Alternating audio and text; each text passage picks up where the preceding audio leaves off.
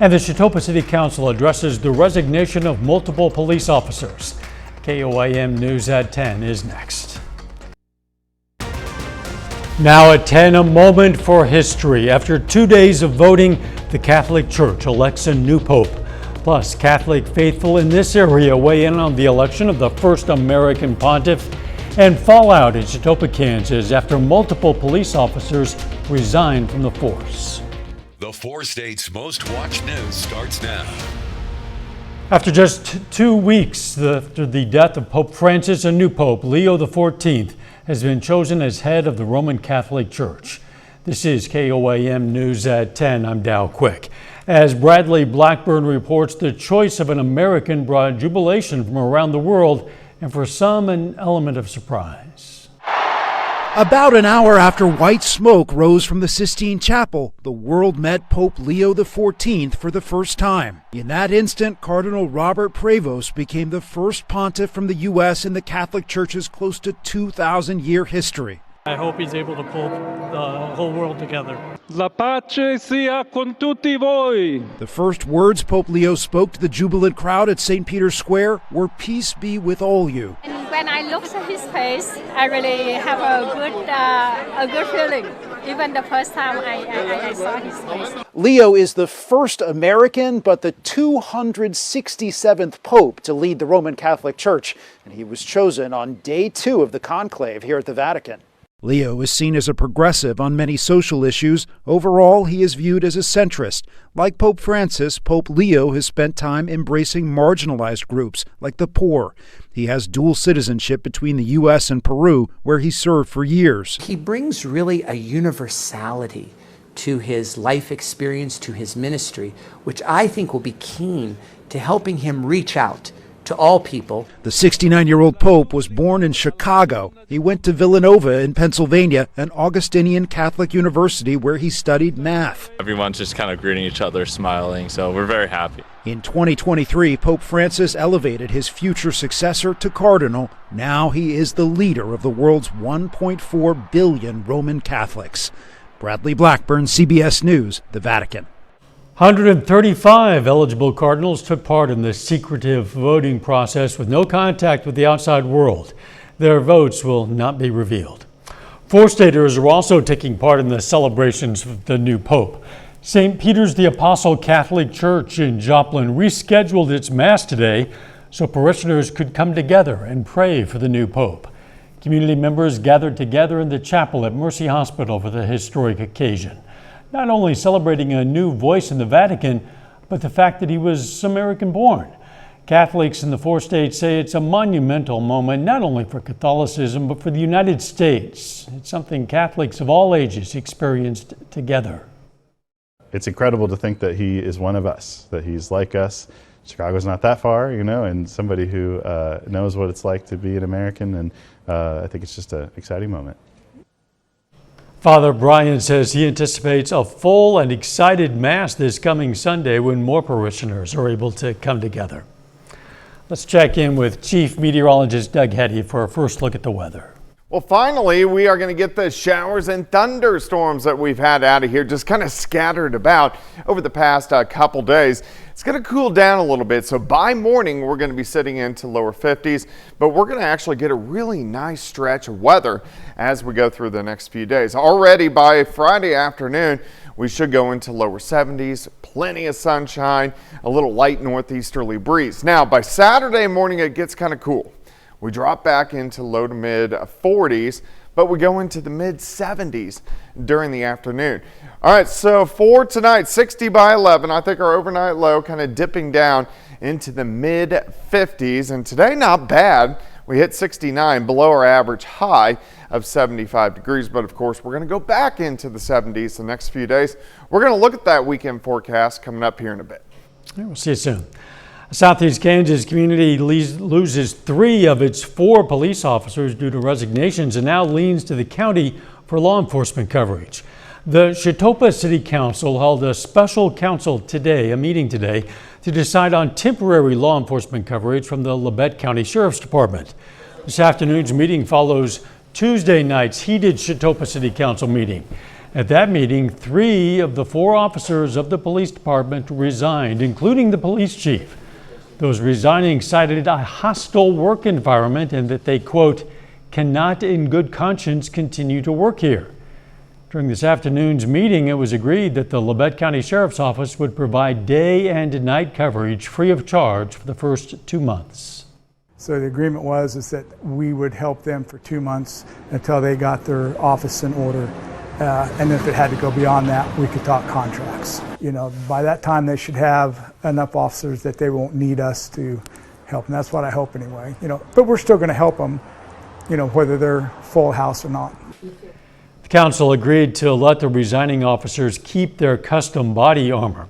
One of the officers also had a running contract with the city. That contract is now considered null and void. With graduation right around the corner, graphic communication students at PSU are showcasing the projects they've been working on all semester. Everything from photo and video to print media being showcased. One student even showing a 3D printed lamp of his own design. Today's showcase serves as the students' capstone project before graduation. Just the level of education here is like no other, and then what they specifically teach you here at the Tech Center is you can't find it around anywhere else but Pittsburgh. So I wanted to come back and strengthen my skills and just be better prepared for the workforce. Today's event was open to members of the public who were able to offer feedback to the students. Some drivers in Jasper County will need to find a detour starting next week. MoDOT announces its plan to close and replace the Missouri Route 96 bridge over Missouri Route 171 beginning May 12th, which is this coming Monday. The department says drivers should expect the closure to last up to 120 days. The new bridge will be slightly higher and 12 feet longer than the current bridge. In addition, crews will also be installing new guardrail, barrier walls, and permanent striping. About 850 vehicles cross that bridge daily. The current bridge was built in 1974 and is deteriorating. Drama on the diamond as the Lions take on the number 3 baseball team in the country. John Dales has highlights from the quarterfinal round of the 2025 MIAA baseball tournament coming up in sports. But up first, experts warn older cars could pose greater risks for teen drivers. Health officials in Missouri are warning of a possible measles exposure at the St. Louis Aquarium. They say an unvaccinated Illinois resident with a confirmed case of measles visited the aquarium at the end of April. Anyone there during that time should monitor themselves for measles symptoms. The symptoms can include fever, running nose, cough, red eyes, and a red bumpy rash. They can take 1 to 2 weeks to show up following exposure. This is the second measles case reported in Missouri this year. More than 1,000 cases have been reported in the U.S. so far this year. This is National Nurses Week. Many schools will bring in new nurses to address the critical and persistent shortage of nurses throughout our country. 26 nursing students will graduate from Missouri Southern State University on Saturday. MSSU says this group has the highest standardized exam scores in a decade. Most people think about nursing, they think of the bedside nurse in the hospital, but nursing has a lot of specialties that involve technology, anesthesia, critical care, so you have a wide variety of interests that you can get involved in. The professor credits the hard work of the faculty and staff for helping to make the program a success. It's the leading cause of death among teenagers. Traffic accidents account for nearly half of all deaths in this age group. That's according to the CDC, and motor vehicle crashes are at the top of the list. A new study suggests the age of the car the teen is driving makes a huge difference. Mandy Gaither talks to an author about the research and what she hopes parents take away from it. It's never easy allowing a new driver to take the wheel. Experts say teens face a higher risk of crashes due to lack of experience, immaturity, and their tendency to take risks. Particularly when teens start driving unsupervised. Ginger Young is an author of a study published in JAMA Network Open, which suggests another risk factor. She says the older the car that people drive, the higher the risk of dying in an accident. The study says driving vehicles 6 to 15 years old had a 19% greater risk of fatal crashes, and vehicles older than 15 years had a 31% greater risk, both compared to those driving vehicles 5 years old or newer, regardless of the driver's age. But Young says many parents pass down an old vehicle to their new driver. Teen drivers that is 15 to 18 years old will more likely than middle-aged drivers that is 31 to 55 years old to drive a vehicle that is older than 15 years.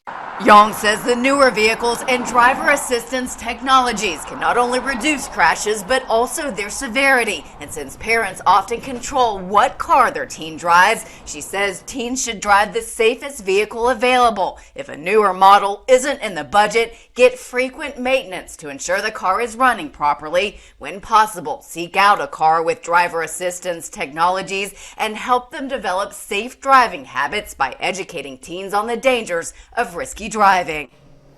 The Insurance Institute for Highway Safety maintains a list of vehicles it deems safe for teens to drive. For more information, check out their website. Doug returns next with a full look at your forecast. And a little later, some elite area high school musicians gather at PSU for an annual band festival. 40% off right now. And low monthly payment options means loving your home is affordable. 40% off can't last long, so click or call now. We've definitely had the hit and miss showers across the region, even some thunderstorms on Wednesday. The showers much lighter for us today, so only 2/100ths of an inch. Officially at the airport in Joplin, only 1/4 of an inch over the past few days. Now, some areas picked up an inch, inch and a half, so it really just depends on where you live. For the year and our average, we're pretty close to where we should be. We are officially out of the drought. Let's hope we don't slide back into it once we get into the summer months. We got some really nice weather moving in over the next few days. Kind of cool in the morning. Most of us 52, 53 degrees to start. We're looking at 6:30 in the morning. Let's go to the noon hour, looking pretty good. Upper 60s to near 70. Northeasterly wind kicking in, hair breezy, maybe gusts right around 15 miles per hour. As we get into your Friday afternoon, just a few high level clouds. Again, that light northeasterly wind, but I think most of us 71, 72, 73 for afternoon highs. So Friday looks good. Let's go into your weekend. Of course, Saturday, it drops back a little bit cooler. So it's going to be a chilly start into the mid 40s. It'll be dewy outside. Once we get into Saturday afternoon, a few wispy high-level cirrus clouds, but temperatures a little bit warmer as we go into the mid 70s for highs. And then by Sunday morning, of course, Sunday is Mother's Day, we drop back again near 50 degrees. All right, your Friday day planner, 54 to start, 70 by noon, high temp, about 72 degrees during the afternoon. On Saturday, 73, high temp is 76. By the time we head into Sunday, of course, tonight, we back down into the mid 50s for overnight lows. But hey, at least we get a chance to dry out just a bit. So the system on top of us now is this guy. He's going to move all the way down near the Gulf Coast as we go into Saturday. He actually kind of retrogrades or lifts back toward the northwest once we get into Monday. So we are going to have to put a chance in to get some afternoon showers by Monday afternoon. Then this storm will zip on by.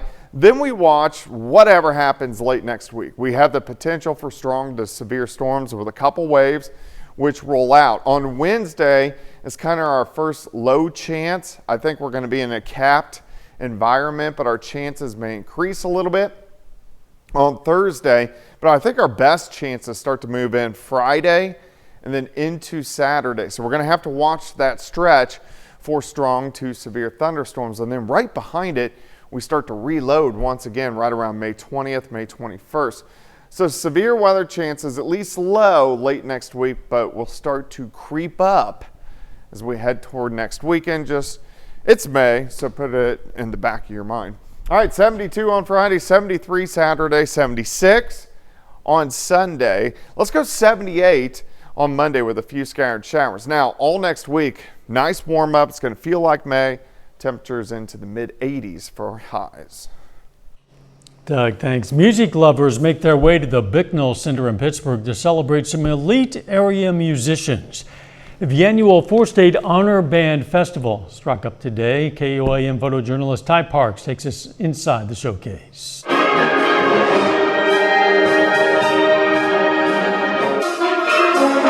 This is one of our longest running festivals here, along with the Jazz Fest. This is our 41st year. It was, I think 1974 was our first one. So a couple reasons why we have this festival and why it's so important. The first one is this is just a great end of the year thing. So like at this point, a lot of the students have had their last contests, they've had their last concert, and this is an opportunity for them to like make music in a non-pressure environment. So like they're not getting judged or rated. They're here just for the music, and that's one of my favorite parts of this event.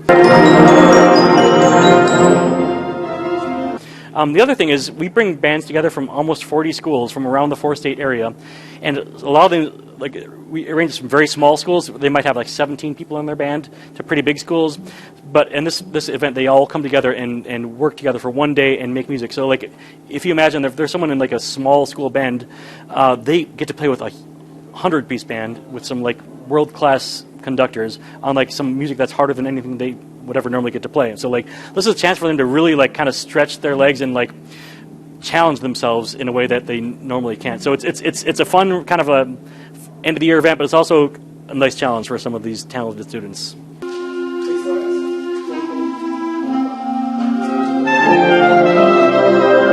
It's something I enjoy doing, and it kind of just wakes me up. Getting to meet new people and playing with people that I haven't ever really played with before.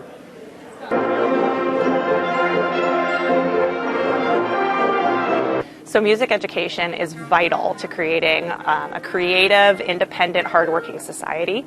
These students most of them are not going to go on in music after high school. A lot of them are going to go out into other professions, but they're going to take what they've learned about working together, about perseverance, and about dedication, and they're going to take that with them for the rest of their lives. Today's festival ended with a concert for family, friends, and the public this evening. This was the 41st year for that event. Still ahead, Pitt State and Missouri Southern softball play their first games of the NCAA tournament. Plus, MSSU baseball tries to take down the number 3 team in the country to keep its season alive. John Dales has those stories and more up next in sports. Metro Appliances and more. Well, I'm sorry, I'm distracted. I need to preheat my oven for dinner tonight. I forgot. I also forgot to start my dishwasher this morning. I'll take care of that. Dental Center. It's the quarterfinal round of the 2025 MIAA baseball tournament. For Pittsburgh State, this is the postseason debut. Missouri Southern, on the other hand, had to play in the opening round yesterday, a game they won 7-3. Missouri Southern baseball hoping for a big upset, taking on the number 1 team in the conference and number 3 in the country, Central Missouri. Lions already up 3-0, top of the second, and Cy Darnell blasts this pitch off the wall in left field. He slides in safely with a double and would score later in the frame. It's 4-0, top of the third. Nate Miskowski keeps the line moving. He knocks a single back up the middle. Later on in that inning, bases loaded for Blake Jones, and he flies this one deep to center field. Caught out there, but plenty deep enough to score the run. It's now 5-0 Lions. Bottom of the third, that's when the Mules start to wake up. MIAA Player of the Year Jacob Steele sends one to shallow center. A run will come in to score, and it's now 5-1 Lions. With the bases loaded and 1 out, Southern turns to Owen Schneider out of the bullpen.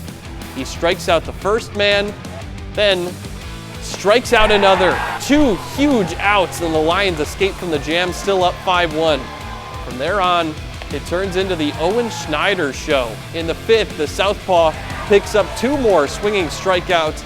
Now bottom 9, Southern up 7-2. Snyder trying to slam the door. He gets the first man to go down looking, then 2 outs. Schneider, again, strike 3 looking. He finishes with 8 strikeouts, allowing just 1 hit and 1 run through 6 2/3. MSSU upsets the number 3 team in the country and advances to the MIAA tournament semifinals. Meanwhile, in Pittsburgh, the Gorillas take on Washburn. It's the MIAA quarterfinals. In the third, Washburn has 2 men on, 2 outs. Caden Williams makes the catch there to save a run. In the fifth, Washburn's Cooper Carlgren still throwing a perfect game until Dagan Brewer knocks one to center for a single.